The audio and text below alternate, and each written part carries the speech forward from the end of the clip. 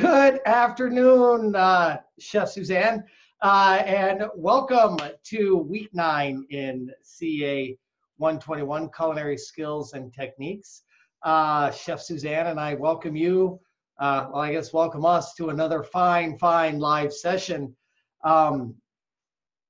Everybody got a bunch of messages last week from both of us mentioning that weeks 1 through 7 are now open for you to submit any assignments that you could have missed potentially. That would also include knowledge checks and discussion forums. So here's your opportunity to step up to the plate. We really want to see everybody get through this class. It's very important. And you've also received multiple notices letting you know that if you don't get through this class, hi Crystal, you've also received multiple notices knowing that if you don't get through this class, you will have to re-enroll into the program and start from the beginning once again. And we don't want that to happen to anybody. That's why we're making some concessions to extend our hands to help everybody get in. So here's your chance. If you need help, Chef Suzanne and I are here to do it. Remember, you can do it, right? You started doing this because you had a dream. Follow that dream, make it happen. So make tomorrow better by what you do today. So take advantage of it. Here you are. Week 8, everybody. Looked like a pretty good week. We had a fair amount of submissions. Kept Chef Suzanne busy, which is wonderful. And I know we worked on braising, and we worked on starch, and we worked on sauces. One thing I did want to point out, I saw a lot of great scores in the knowledge check this week, and I was pretty happy with that. So good job, everybody, for getting your knowledge checks in and making sure that you had the highest score. The braising technique, as you remember, we put that into a pot with some mirepoix at the bottom. We like to have that radiant heat, that Maillard effect. We like to break down the collagen at 150 degrees so that meat becomes nice and tender. Very important. So I want to hear from Chef Suzanne what she thought about week 8. And I also understand you have some awesome pictures to take a look at because you shared one with me. And after looking at it, I wanted to jump through Slack, our communication tool, and take a bite. So I had said that when we were talking last week that I was so hungry when I left the room that day that I knew that I had to braise. So I'll talk about students' assignments first. I saw some great stuff, lots of beef roast. I think a couple different folks did chicken thighs, which looked amazing. And nice. I think in general, the assignments looked really good. I don't think anybody stewed. I think all that I saw were braising. Saw some beautiful braising liquids strained and turned into some real nice sauces. I saw them going over egg noodles and pasta and mashed potatoes. So saw some great dishes this week. And not to be just one to have to watch it this week, I actually cooked alongside our students this week. So if I can figure out how to let me share my screen here. So I made Ziegenbach braised. Can you see that? Nice. Ziegenbach braised. Yep, Ziegenbach, because we had talked about beer braise, and I actually did indeed beer braise. It was beer and stock, but some Texas Ziegenbach. And matter of fact, I had so much liquid that I decided I hated to waste it with just a few little country beef ribs. So I ended up throwing some Italian sausage in there, serving it with some buttered egg noodles and Brussels sprouts. So here's this is actually a picture of my engraved tongs because everyone should have tongs that are engraved. That was a gift. It was one of my favorite things. That is the ultimate in vanity right there for us. Isn't that awesome? But it is such a good chef gift. I was so excited to get them, and they're really nice tongs too, but I didn't even know you could engrave tongs until I got a pair of engraved tongs. Wow. So love it. So I seared my beef ribs, and then I put my mirepoix in and started to get it caramelized. I did use the pensée with the tomato paste to add that extra depth. There I deglazed with my Texas Ziegenbach beer. Yum. And then put my beef back in with some additional stock and some seasonings. And like I said, I had so much extra liquid that I decided to throw some Italian sausage in there. So Nice. I hated to waste all that pretty liquid on just that little tiny bit of beef. So Were you then braising in a hotel pan? I did actually. I did have a hotel pan. So I was braising in the oven in a hotel pan. Then I took all my meat out and put it in just a little pan I had sitting on the counter. And then thickened up my braising liquid after I strained it. And then served it, so a piece of sausage with some beef over egg noodles with some roasted Brussels sprouts. And my meat was absolutely fork tender. It was so good. Ah, that looks great. It was so, so good. I enjoyed it very much. And I would not have done that if our students had not been doing that this week. So that looks absolutely fantastic. I was just very inspired by what they were going to be doing, and I wanted to do it too. So I'm kind of excited about this week because I think I'm going to do it again because I just get so excited when we're talking on a Wednesday that come the weekend I go for groceries, I got to do what they're doing. I get to do it every Friday and Saturday night at work. So, I mean, yeah, that's a little different. Yeah, it's definitely different. But I was just so excited. I thought, I'm going to cook right along with our students. I want to do it too. Good. So, that's awesome. I love that. Yeah, and they did a really nice job. So I was really proud of their assignments this week. Good job. Crystal, how'd you like week 8? I liked it. I just get, like I said before, I get nervous. I start questioning myself. It's something I am familiar with. It's just I get nervous and I question myself and I end up getting the steps mixed up. But it came out pretty good. I liked it. The meat was very soft, very tender. You know, I just had a lot of liquid, like too much. Yeah. But I know what I did wrong. But you know what, Crystal, as a little word of advice, when I first started cooking too, I used to get nervous because I like to make sure everything's right. And I would ask myself the questions over and over again. That goes away after a little bit of time. You'll get that confidence in you, and you'll be able to rock and roll here pretty soon. So keep moving forward. Isn't that right, Chef Suzanne? Sorry, I muted me. Absolutely, yes. You know, if you weren't nervous sometimes, I would be nervous because, you know, especially when you're doing something a little different or something new, it's okay to be nervous, but you'll get over that. And eventually you'll have so much confidence, you'll almost be, you know, you'll be a rock star and it'll be good. Yeah. I remember when I first started line cooking, Crystal, it was many, many years ago, and they said, okay, we're going to let you assemble the baked potatoes tonight. And I'm like, oh, cool, man. And, you know, I could either put butter, sour cream, or cheese or bacon bits on them.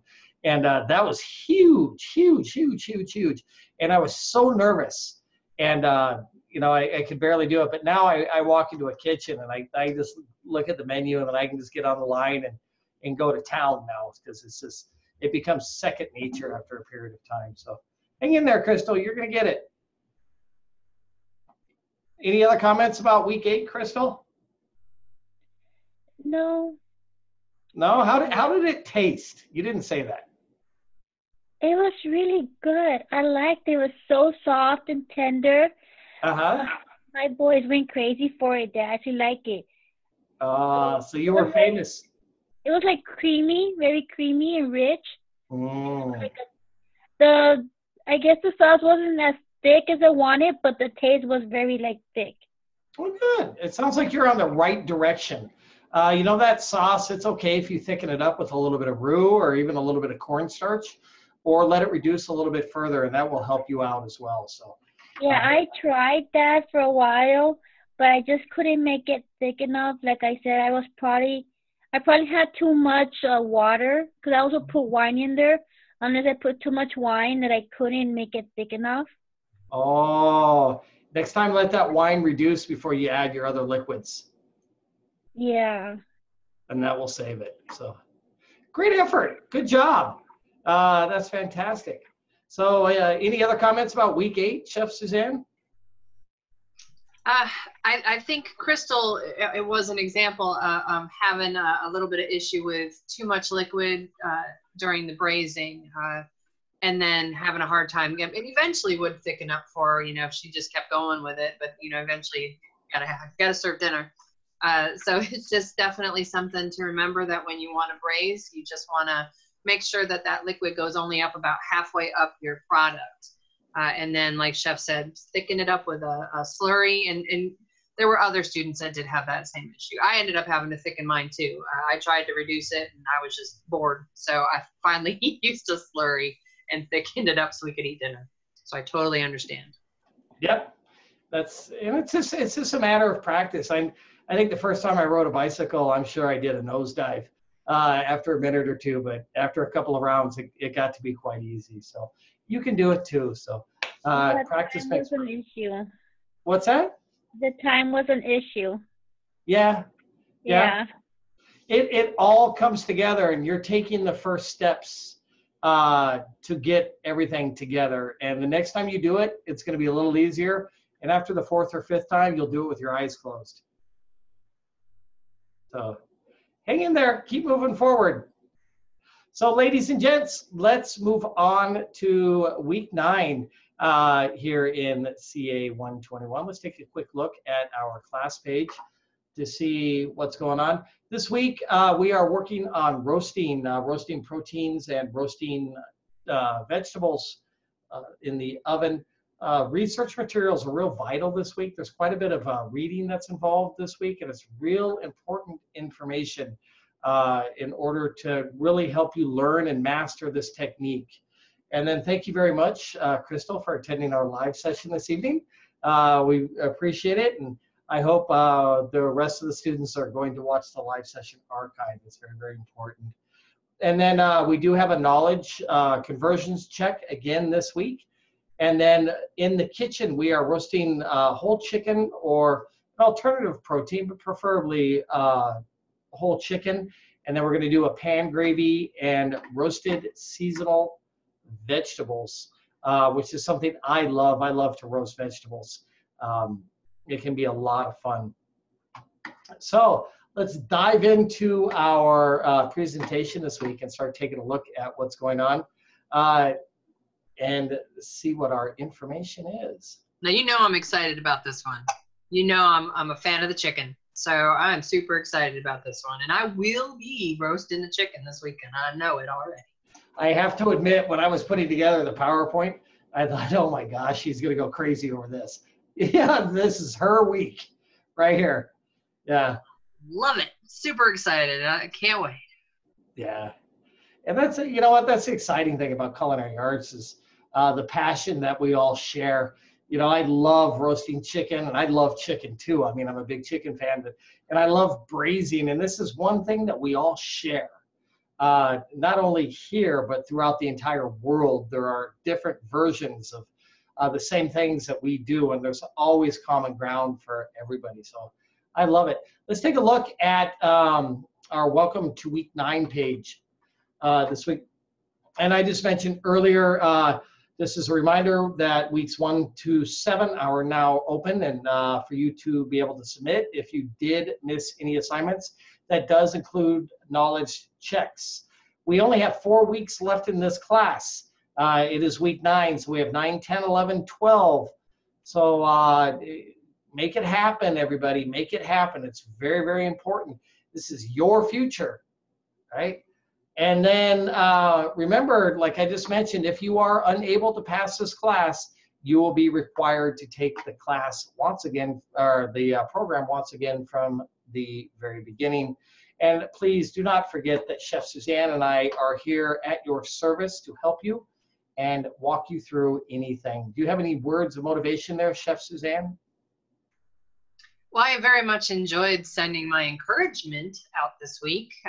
So I may continue to do that because sometimes you just need to know somebody's on your side and somebody's rooting for you. And I'm over here quietly, but I'm rooting for you quietly from over here in Texas. So I send you a little encouragement.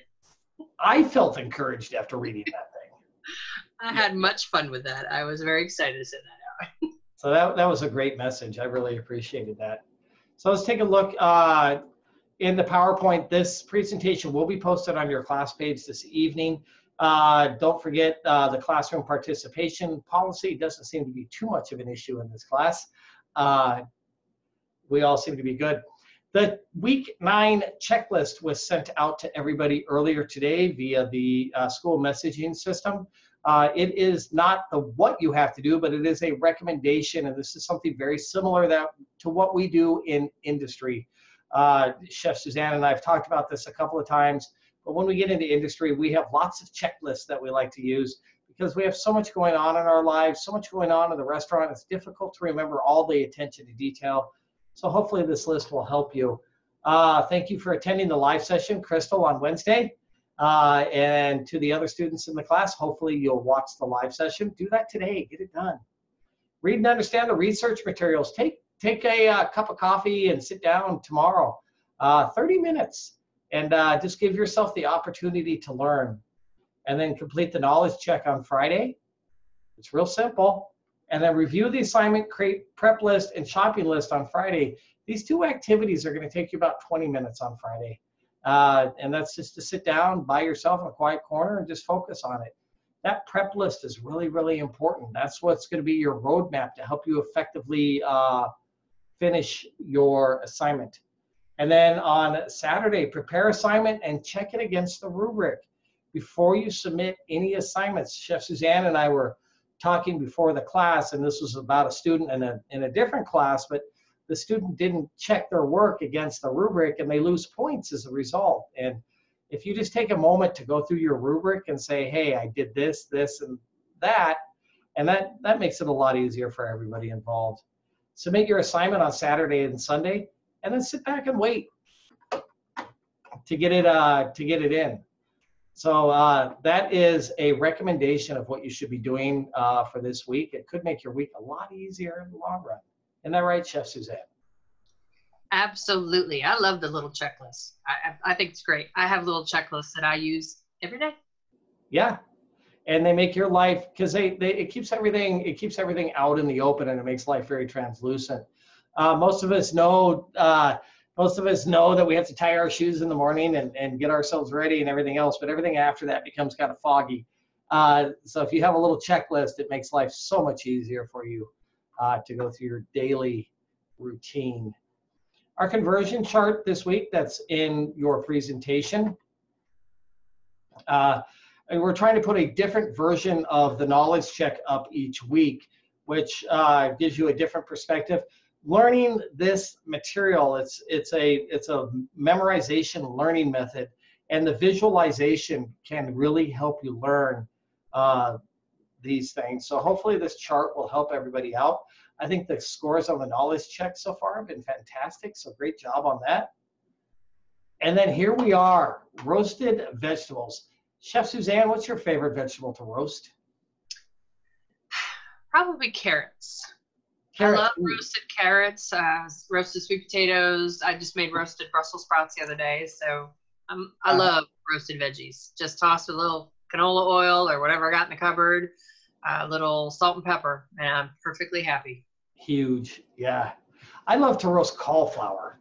For some reason, that we have a large pizza oven here, and so I love to fire the wood-burning pizza oven up and put a whole head of cauliflower in there, just drizzled with a little bit of olive oil, maybe some rosemary, crushed red pepper on the top, salt, cracked black pepper. It's delicious. That sounds delicious. I don't know that I eat a whole lot of roast cauliflower. I do like roast broccoli very much. So. Yeah, roasted broccoli is fantastic too. And this technique has a lot of applications in industry. Those of us, and I know Chef Suzanne was at the convention center there for a while, and I've spent a lot of time in banquets and doing buffets and plated. This is a good application for that because it allows you to prepare the vegetables in advance, have them on sheet pans, and then when it's time for your party or shortly there before, you can go ahead and get that stuff into the oven, get it nice and caramelized, put it into a hotel pan, and then put it into your hot box, and you're good to go and you're ready to serve your guests. So it's a really valuable cooking method that we work with. So taking a look at our first slide, typically when we roast, we roast vegetables for banquets and buffets primarily. That's our primary use in industry. I know there's some a la carte or to order service that does that, but it's not too common because of the amount of time that it takes. And then we want to make sure that we use vegetables that are pretty hardy vegetables and lower in water content. When we say lower in water content, like the cores of a zucchini or the core of a crookneck squash or eggplant or other vegetables that are very high in moisture can break down very easily in that roasting process. So we try to avoid doing that at all. Winter vegetables, vegetables that are harvested during the cooler months will have a higher amount of carbohydrates in them, which converts into sugar when roasting and creates that nice caramelization effect on it. Chef Suzanne was saying that she liked to roast carrots, and that's absolutely true because carrots will come from a colder climate. And when they are roasted, you'll get that nice brown or almost black color on certain parts where those carbohydrates have concentrated, and it gives a real nice depth of flavor, but also a nice appearance on the plate as well. Some of the vegetables that we recommend cooking with or roasting: carrots, cauliflower, broccoli, Brussels sprouts, like Chef Suzanne was saying, peppers, parsnips. Did I miss any, Chef Suzanne? Well, you were just talking about some of the winter vegetables. So things like butternut squash, acorn squash. Absolutely. Love those roasted. I didn't think about it, but I love roasted butternut squash. Absolutely. That's a great point. Those are the kind of vegetables, they hold up well after they've been roasted. They hold their temperature well, and they're not going to turn to mush on you. So they really do have a good application for the food service industry. And then taking a look at this is some of the stuff that we typically use in industry for roasting vegetables. We have sheet pans, and for those of you that aren't familiar with sheet pans yet, you're going to become very familiar with them shortly. The most common size sheet pans in industry are the full-size sheet pans, which measure 18 by 26. And then we have a half-size sheet pan, and then a quarter-size sheet pan, and then there's also a three-quarter size sheet pan, which I don't know the point behind that. And then there's also a perforated sheet pan, which is great for smoking items, or if you have a steamer, it works well to put the food right onto the steamer because it allows the air to come through. So sheet pans are going to become very, very popular in your line. That's one of our big tools in the kitchen. So remember the sheet pan. And then the other type of pan, like Chef Suzanne was using for her braised short ribs, would be the hotel pan, or what's called a 200 pan. The majority of the pans in the kitchen are all variations of that. So, for example, if the chef asks you for a 2-inch pan, a 200 pan, or a hotel pan, all of those are the same pan. And what 200 or 2-inch refers to is the depth. The next depth would be 400 or 4-inch, then it goes to 600 6-inch, and then 800 8-inch for the depths in the pan, and that would be depending on what your usage is. And then these pans you're going to become very familiar with as well. They get broken down into various sizes. If you were to put, they have pans that are half size, right? So you have a half size 200, half size 400, half size 600, 800, etc. And then after that, they have a third pan, which goes 2, 4, 6, 8. Then they have a 6 pan, 2, 4, 6, 8. And then they have a 9th pan. Don't worry if you're not getting all this, you will as soon as you get into industry. You'll learn it, trust me. So we have full, half, third, 6th, 9th. So when the chef says, hey, please go get me a 1/9 400 pan, boom. That's a little pan that's 4 inches deep. You'll know.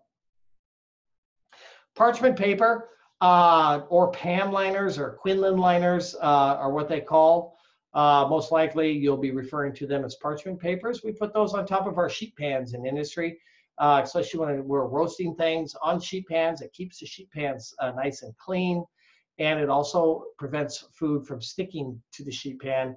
And no, they're not going to catch on fire in the oven. Isn't that right, Chef Suzanne? You ever catch one on fire? No, but I've seen many catch on fire in salamanders. Yes, yes. And in our bakery, we had our bakery right next to our prep area, and they filled up the garbage can with parchment papers, and then somebody caught the trash can on fire, and that was a mess. I bet that was a mess. Yeah, it was just a bad day. Yeah. And then we also have our roasting pans, square head, lots of different names for it out there, but they're very, very common. And then a speed rack, which I don't think we've talked about before, but speed racks are extremely common in the restaurant industry, and you will have many nightmares about those things as the years go on. Traditionally, they hold 18 sheet pans, and you'll get to know here real soon. You can get either 6 or 8 salads on those, or you can either get 4 to 6 desserts on those, depending on what size plates you are using. So when a sheet pan comes out of the oven, it'll go onto the speed rack, and the speed rack fits one full-size sheet pan right into the slot. So it'll hold 18 of them. And we use these things for virtually everything. We've converted them into smokers. We wrap them in plastic wrap. We have what we call body bags that fit over the entire speed rack. So if the chef ever asks you to go get a body rag, he just needs something to cover the speed rack with. He has not killed somebody yet. So moving on, does anybody have any questions so far? Crystal, any questions? No. No? Okay. No. Okay, want to make sure I'm not going too fast here. No, that's fine. Okay. Okay, so we just talked about some of the equipment that's involved in the roasting process. This is just a super easy way to roast. This is a generic description. What I like to do, and I'm sure Chef Suzanne does the same thing, is we'll take our vegetables, and you do not want to do a julienne, or you don't want to do a brunoise or a small dice. You want to have a larger cut of the vegetable. A rondelle or medium dice work very, very well. Baby carrots or baby vegetables, you can just cut them in half or leave them whole. Broccoli, cauliflower, you can do florets where you just have a smaller, small fist-sized shape. That works real well. And then they can all go into a large stainless steel bowl or glass bowl or pan, whatever you have. And then they can be drizzled with olive oil, your choice of herbs, and then salt and cracked black pepper, garlic, and then lay them out onto your sheet pan with parchment paper, and then bake at 425 degrees for 15 to 20 minutes. And that's about all it really takes. It's that simple. Okay? And if you want to do, if all you have to work with is a vegetable that is lower in moisture or higher in moisture, such as a squash or an eggplant, then you're going to want to reduce your cooking time and increase your temperature. So you want to go up to about 450 degrees, and then you're only going to want to go about 8 minutes, because that will cook real quickly, and you don't want to force it to start breaking down too fast. Any questions about that? Did I miss anything on vegetables, Chef Suzanne? I do not believe so, other than how amazingly delicious they are. Yeah, because you know what? The real flavor and texture of the vegetable comes through. And I think I really enjoy that. I didn't realize how much I liked carrots. When I was a kid, I hated carrots. And now that I'm all grown, I love roasted carrots. Yeah, yeah. I love carrot. Crystal, have you had roasted carrots before? I'm not much of a vegetable person. The only vegetables I do eat is mostly green beans and broccoli. Anything else, and besides squash, I love squash, but anything else I kind of stay away from. Okay. Well, maybe this assignment will make it a little bit different. I know it was brought up a couple of weeks ago that we recommended, and I know Chef Suzanne was talking about this, about doing something different and kind of pushing the envelope and exploring a little bit, this is a great exercise to do that on, because number one, it's very inexpensive to do. And number two, these vegetables are going to change their color, texture, and flavor while they're cooking. And it can be a lot of fun. And the seasonings that you're going to go with are really up to you. If you're working with a vegetable that is very high in moisture, you're going to want to be really, really super careful about the amount of salt that you put on there, because that salt will draw the moisture to the surface, break down the vegetable fibers, and it's going to be all liquidy. So you want to avoid doing that. But if you want to kick it up and do something with a little bit of the Southwest flavor, toasted cumin goes extremely well. Thyme, basil, tarragon, sage, dill, etc. So you can have a lot of fun. It'll be something new. Yeah, there's always something new out there. Yeah, try it. Give it a shot. All right, ladies and gents, let's move on to the roasted chicken process of this whole thing. I love roasted chicken. Number one, it's kind of a dish that creates its own sauce, which I really appreciate. The seasonings and the flavor profile are really unlimited as to what direction you can go.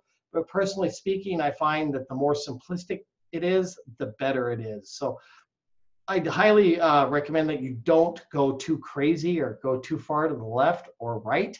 Your final product for this is going to be a whole roasted chicken with GBD, right? That's golden, brown, and delicious. So let's take a look at a couple of the steps here to see how we're going to do this. You're going to go to the grocery store. I recommend buying a chicken, what we call a wog. It's a little bit of a smaller chicken, 3 to 5 pounds, 3 to 4 pounds. They can be difficult to find at that size, because the grocery store has figured out that the bigger the chicken, the more money they make. So 4 to 6 pound chicken, that's perfectly fine. If that's what you come across in the grocery store, don't be discouraged, just get it. But I do prefer smaller chickens. I think they have a little bit more of an intense flavor, and they're a little bit more tender, but that's just a personal suggestion.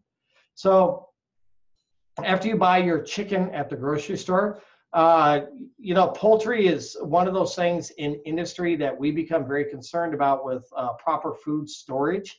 Always make sure that that chicken is kept on your bottom shelf in a pan in your refrigerator, whether you are at work or whether you are at home. It should be in a pan on the lower shelf. That is a health code requirement across all 50 states.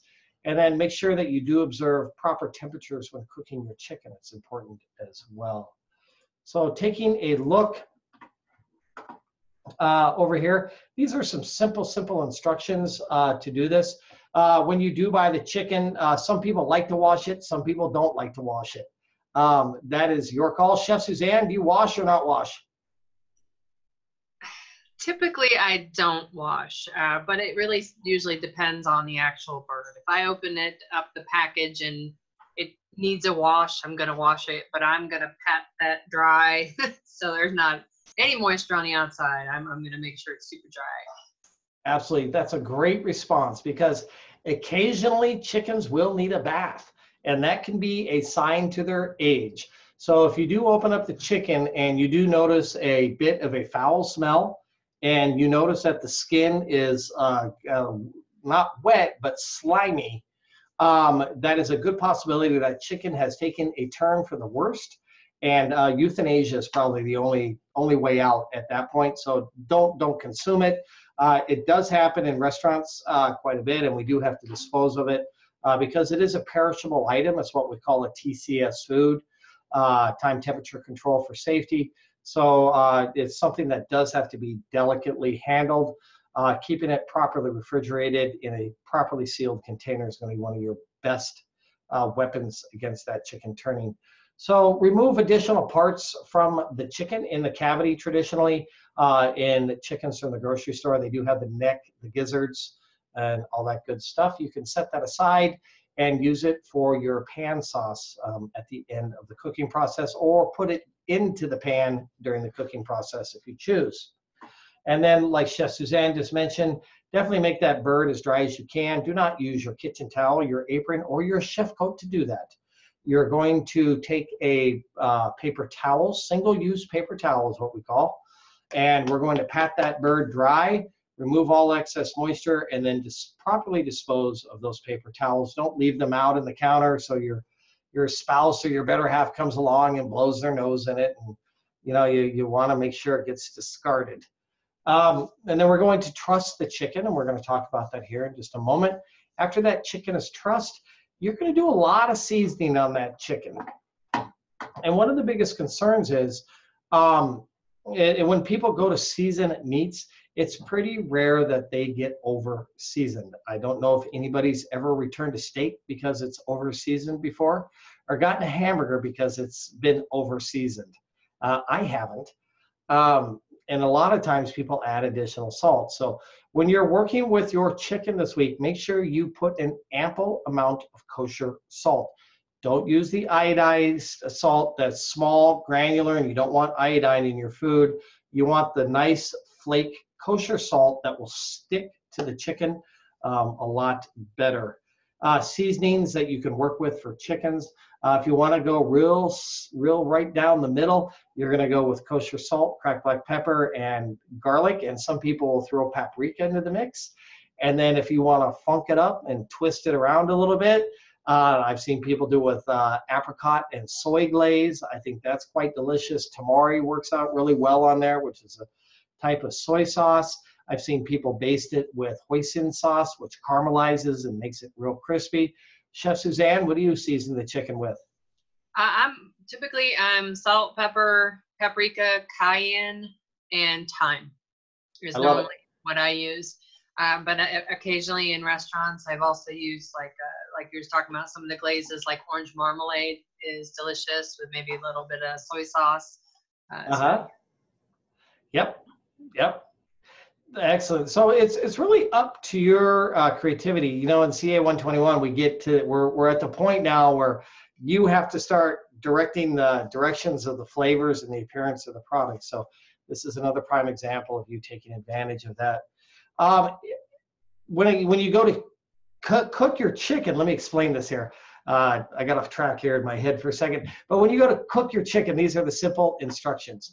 You're going to preheat your oven to 350 degrees. And then you're going to place your chicken into the roasting pan. And we talked about seasoning it generously. A lot of seasoning on there. It's very, very important. Get the inside cavity with salt as well. Don't leave that one. Don't ignore that part of the chicken. It's important. And then you are going to bake that chicken uncovered for an hour,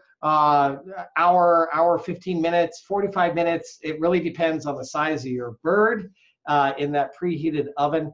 Make sure that chicken gets to at least about 165. I know this is 180, but 165 is perfectly fine for the chicken.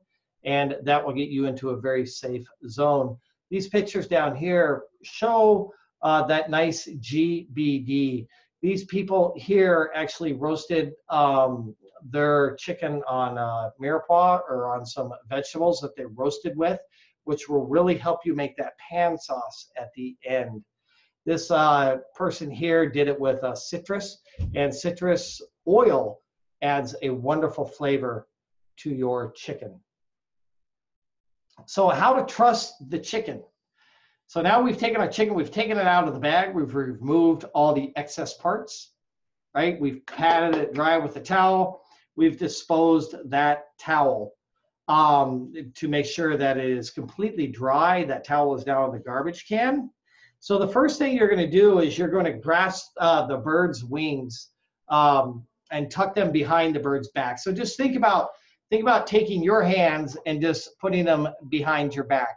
So that's literally what you're doing. That exposes the breast, and the chicken's hands are now, or wings, I should say, are now behind their back. I'm a little tired today. It's the weather.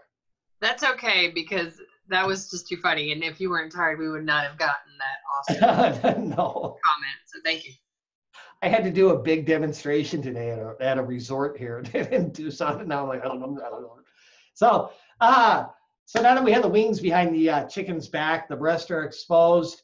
we're going to take a few feet of butcher's twine. Butcher's twine, make sure you get 100% cotton butcher's twine. It's real important.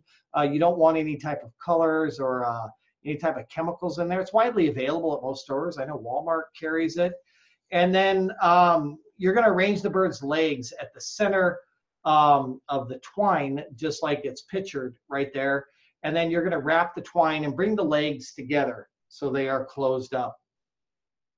And you're going to make a couple of loops back and forth so those legs stay nice and tight. And then you're going to bring the string up underneath the leg, up along the leg muscle right here on both sides. So I know if you don't get this time, this presentation is going to be on your class page.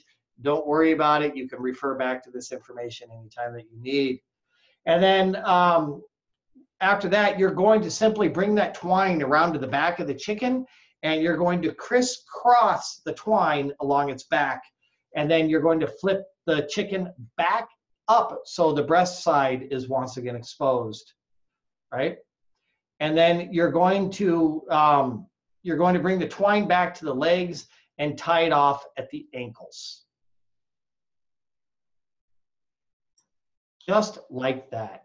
There's also, Chef, there's also a video on the class page in the research material. There's a trussing poultry video.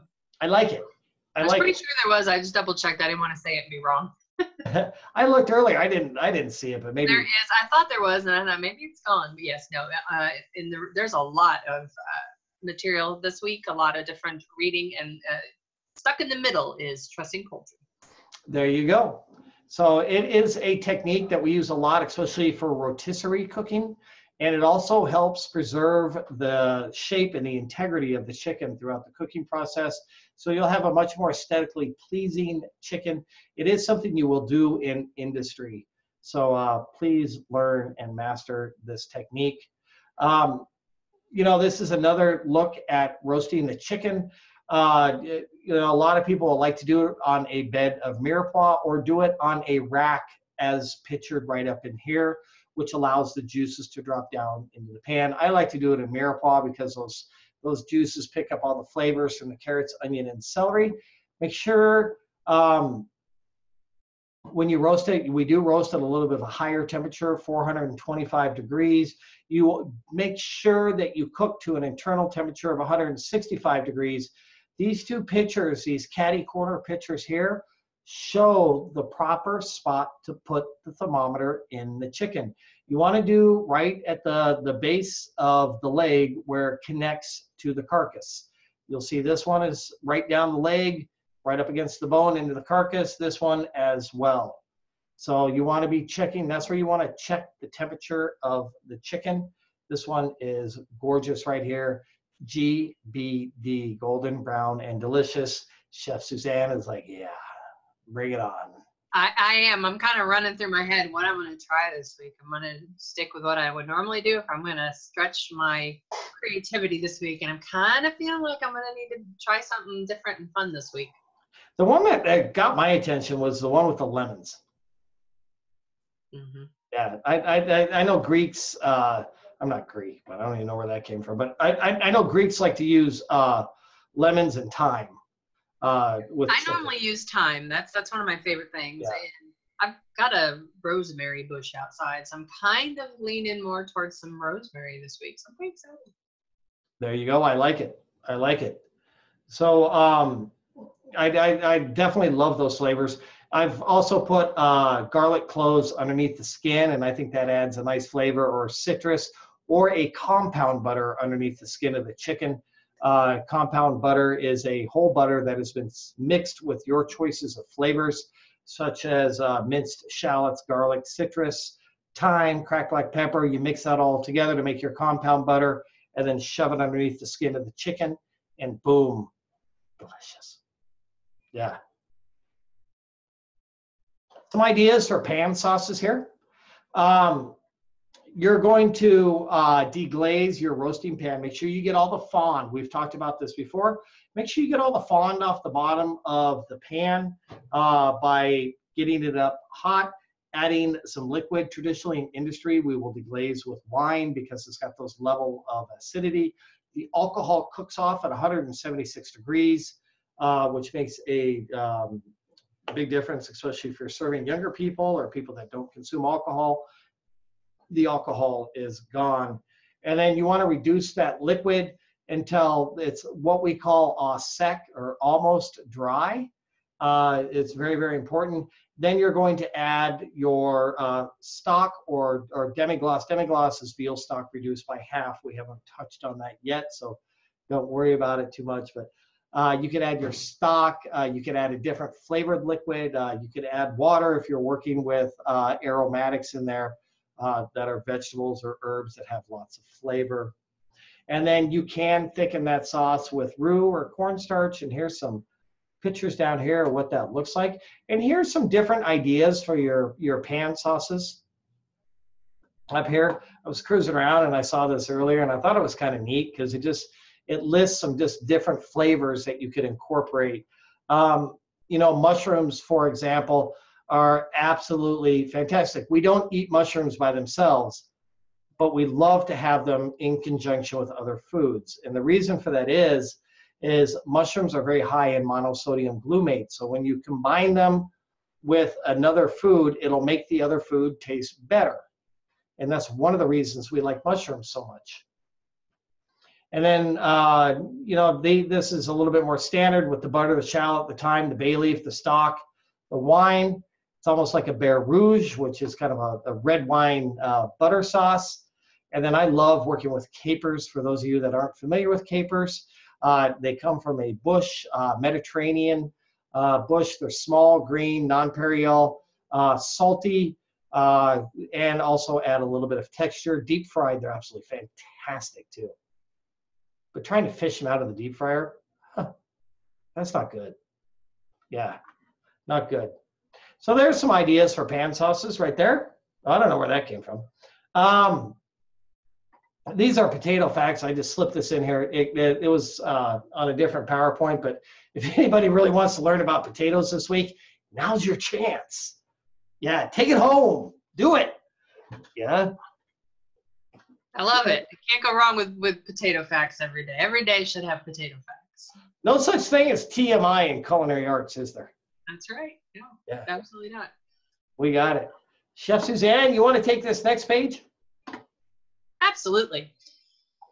So this week for our assignment, we are, as usual, you need your self-ID, your mise en place, your workstation, your sanitizer bucket.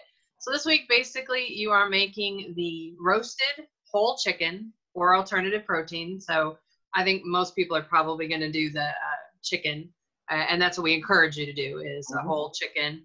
And then you're making the pan sauce like Chef just talked about. And then you're also going to be making roasted veggies alongside of it. So you need to make sure that you have the image of your veggies ready to go for roasting. Then you're going to have your chicken trussed and ready to go. Then the third picture is going to be once your chicken comes out of the oven and you've temped it and it's GBD and gorgeous. Then the same thing with your vegetables after roasting, then your finished pan sauce, and then your finished plated dish. One thing that I will make sure to point out is your vegetables and your chicken are two different dishes. So you shouldn't have your chicken. Now, if you have mirepoix underneath your chicken, which again, like Chef was talking about, adds some amazing flavor in the bottom of your roasting pan. So it's definitely a good thing to have is that mirepoix in there, but your roasted vegetables is a totally separate dish. That should be on a sheet pan versus your chicken roasting in a roasting pan. So technically this is two separate entities that you'll cook and then plate together with your sauce. Does that make sense? Okay. I know sometimes that can get a little confusing. Two entities. Two entities plus a sauce. Yes. Yes. Don't put your veggies in your roasting pan. You can, for mirepoix, you definitely want to put some mirepoix in your roasting pan, but your roasted veggies, so if you're doing butternut squash or some broccoli or cauliflower or red bell peppers, those are going to be on a totally different Those are gonna be on your sheet pan. Right. And let's not forget Chef Suzanne's favorite part, the narrative. The narrative, yes. Yes, that narrative for all of you will come into play, and it'll become very handy for you once you're in industry. That is one of the reasons you go to culinary school, is to learn and act like a chef. And when we are discussing daily specials or menu items with our staff, our cooks, our front of the house staff, or customers, we do not stand there and use terms such as good, I like it, it's excellent. No, you have to be able to describe, hey, the chicken has a golden brown, delicious outside crispy skin to it. And then we use this thyme and this cayenne pepper with the sweetness of the honey that really makes the integrity of the flavor of that chicken so fantastic. And so we have to be able to sell the product. It's very, very important. Agreed. I totally agree. Yep. So with all that being said, does anybody have any questions? Anyone? Anyone? Ladies and gents, let's make sure that we get our assignments in on a timely fashion. Remember that your assignments are due no later than Tuesday night at 11:59 p.m. Central Standard Time. That also includes your knowledge checks. Ladies and gents, once again, we are down to 4 weeks in this class here in CA 121. We want everybody to pass. And Crystal, thank you so much for taking the time to attend our live session. We really appreciate it. And we hope everybody else gets a chance to watch the live session archive. Ladies and gents, I hope you have a fantastic night, and we look forward to talking to you soon. Bye, everybody. Bye-bye. Good night. Bye. Bye, Chris.